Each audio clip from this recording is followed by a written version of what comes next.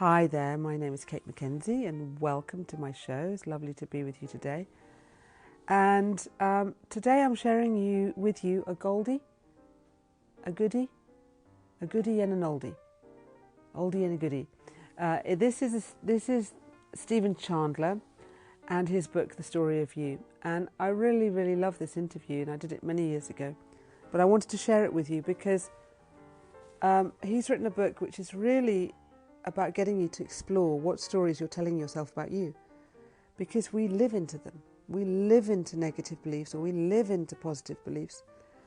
And the metaphors, as in the images and the stories that we're telling about our lives, are incredibly powerful. So, including what happened to us in the past, or certain experiences, or even what we're envisioning. If we're worrying, they say worry is a prayer without a very nice outcome.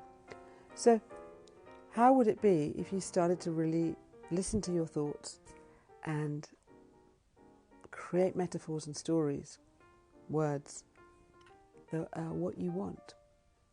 So we're going to talk about that today and talk about how you do that and how you envision the life you really want. And what might it be like to let go of worry, shame, blame? What might it be like to release some of that and start to step into a more loved version of you? What might that be like? And it might be slightly different than you think. So I hope you really enjoy this chat. I really did.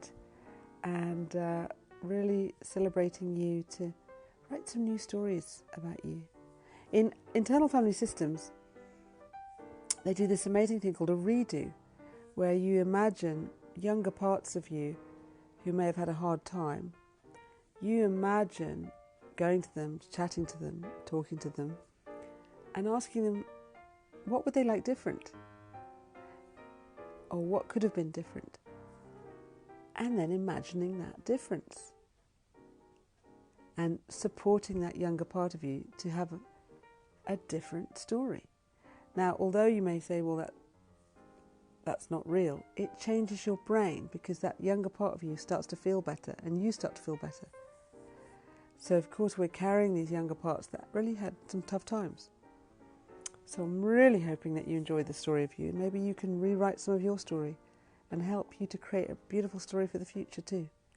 So welcome, Steve.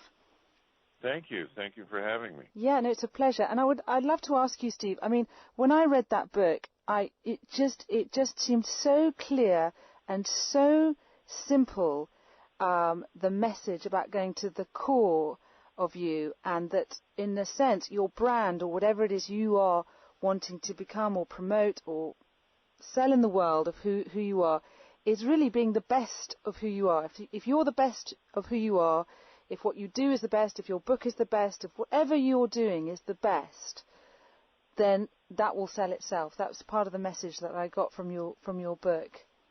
Right. And I derived all the messages in the book from my work with clients over the last 5 years.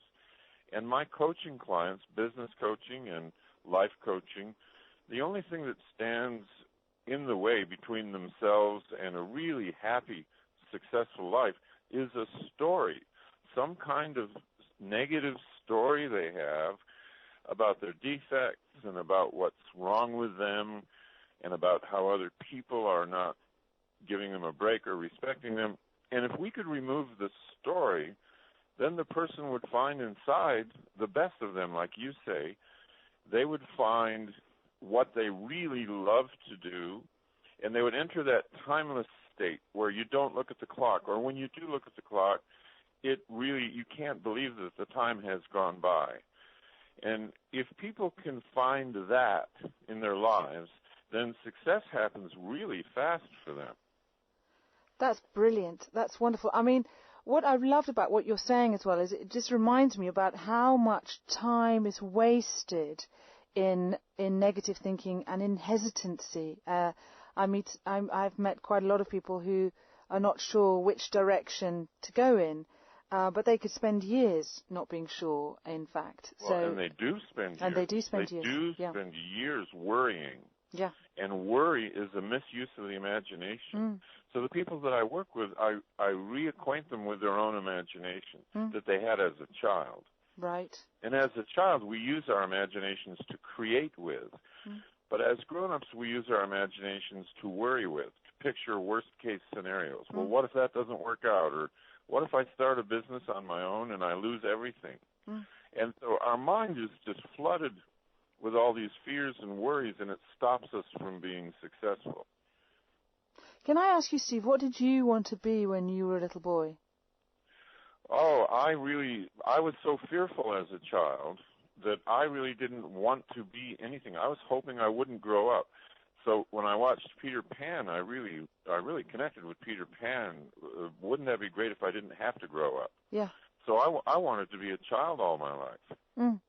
And how does that feel now? Well, I was able to finally see that growing up is a tremendous pleasure. Yeah. That is just the most beautiful thing in the world, and I was afraid of it, and I had no reason to be afraid of it. In fact, everything I feared and all my worries were baseless.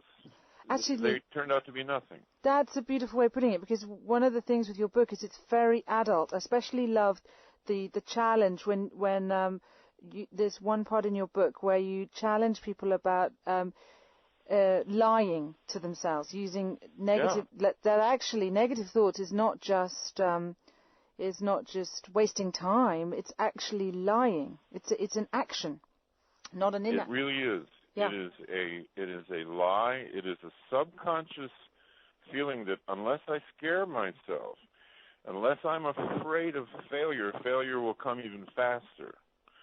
So unless I'm afraid that this relationship won't work out, unless I watch for all the warning signs that the relationship's not working out, I could lose my relationship with my husband or my wife because I wasn't on the lookout.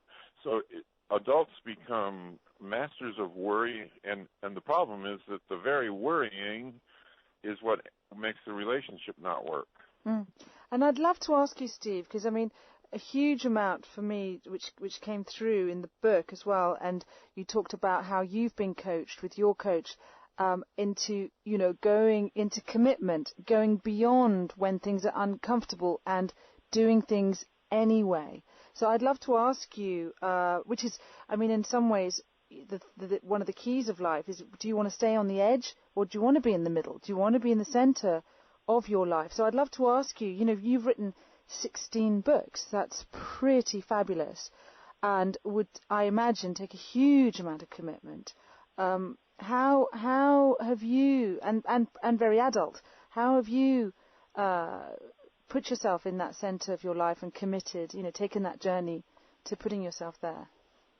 Well, I didn't write a book until I was 49, and when I started my book when I was 49, people said, well, it's a bit late to be writing a book. Most people who are authors, they get their start in their 20s, and they really learn the craft of writing, and they pay their dues, and you are 49, so what do you think you're doing here?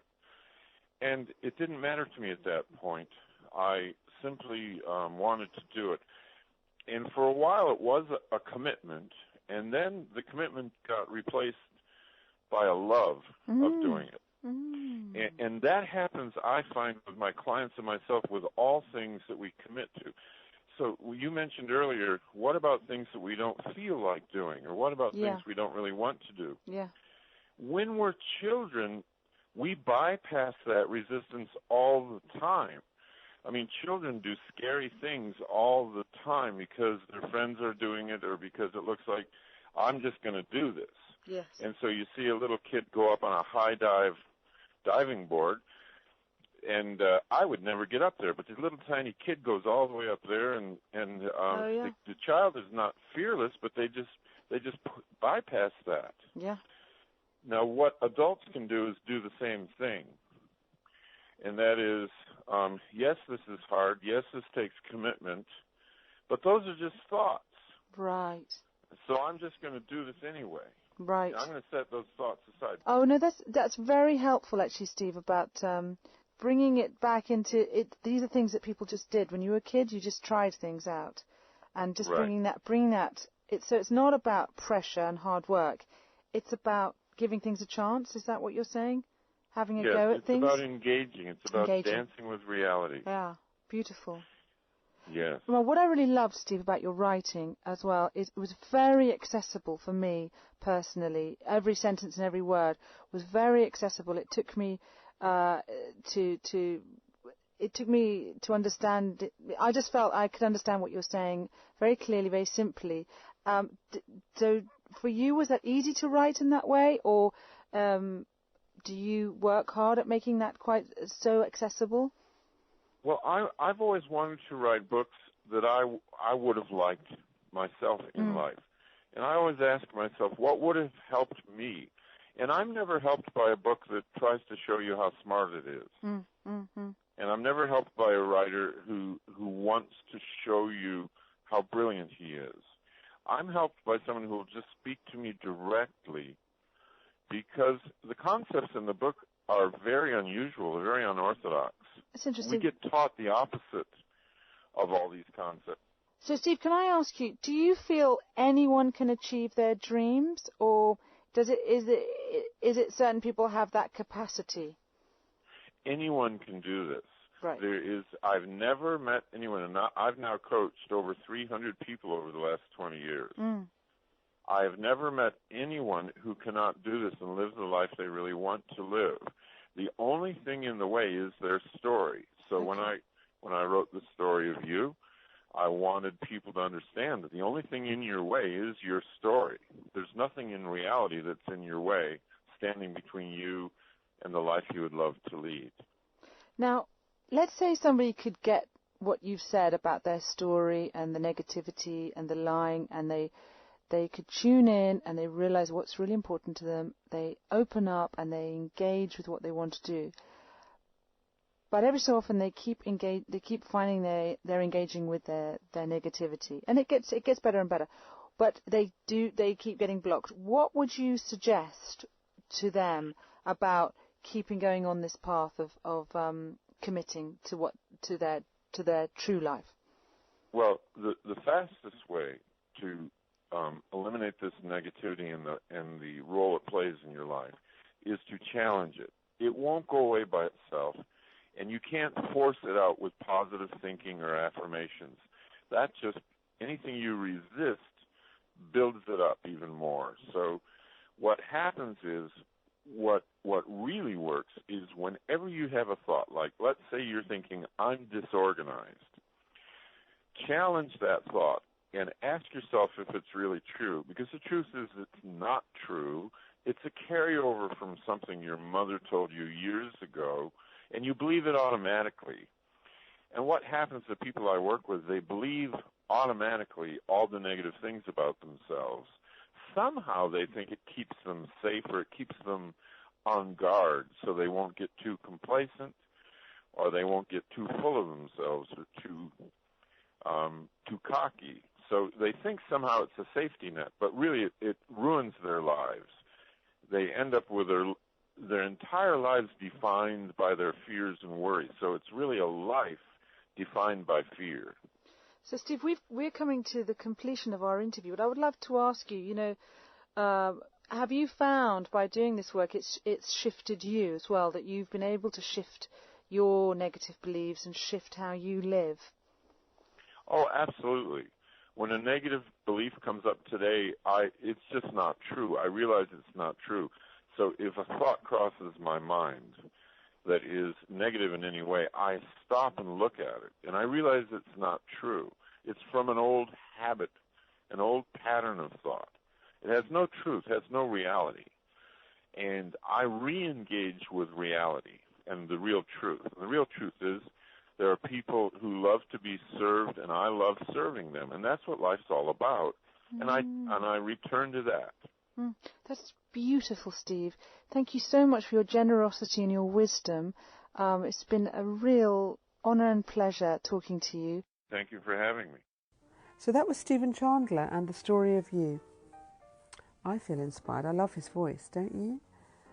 Yeah, it's just quite exciting. We can have parts of us that just feel no good, imposter syndrome, will we be found out? can't really manage this, I can't really do that. And what's it like to maybe think, what if I got more support? What if I can do things? What if I don't have to do it all, but it's a collaborative thing with other people? What if, I do the creative thing I really want to do, and I get some help in looking at how I'm doing it so that I can improve it as it goes along? What if I don't have to produce the final thing that has to be perfect? What if there could be some generosity and some forgiveness around everything? So I hope you found that inspiring. I hope you found that lovely and delectable. I certainly did. And please tune in for more.